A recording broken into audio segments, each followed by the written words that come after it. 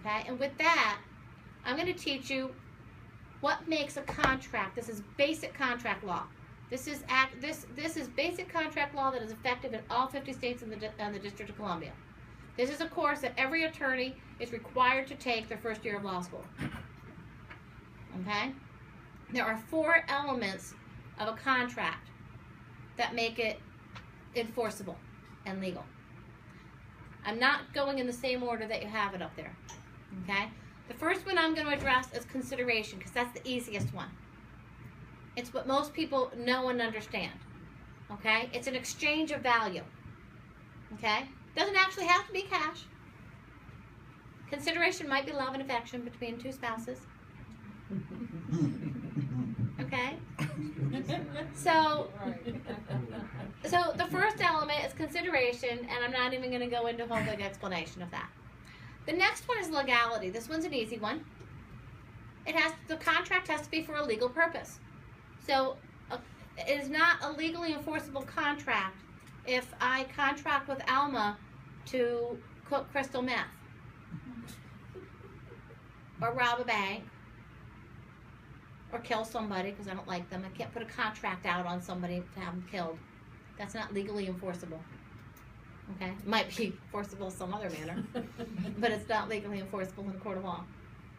Okay? So you get the drift of what legality is. The next one is capacity. Now, capacity is a little bit more difficult. Capacity is the person's mental competence to enter into a contract. So the easy ones are somebody under the age of 18 is not considered by law to be legally competent, so they don't have the capacity. The 85-year-old person who is deep into Alzheimer's or dementia and has no clue what's going on in the world, that's an easy one. Okay?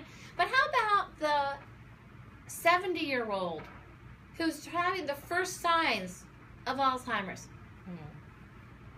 And they have good days and they have bad days. Okay? Probably not. It's probably not okay. Because just because I was lucid today doesn't mean that tomorrow I'm going to remember what I did. Okay?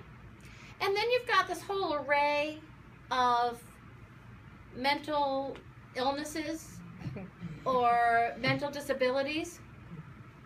Okay?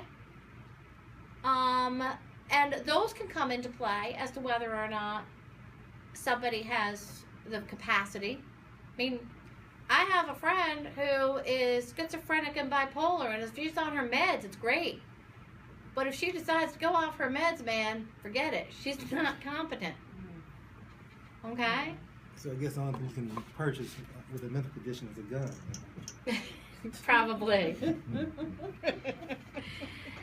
Okay, so let's get into a more difficult one. How about somebody who is drunk or inebriated on drugs or something? Okay, do they have mental capacity to enter into a contract? No. Probably not. But how can you prove that? It's been proven. There have been court cases won on that argument. Okay?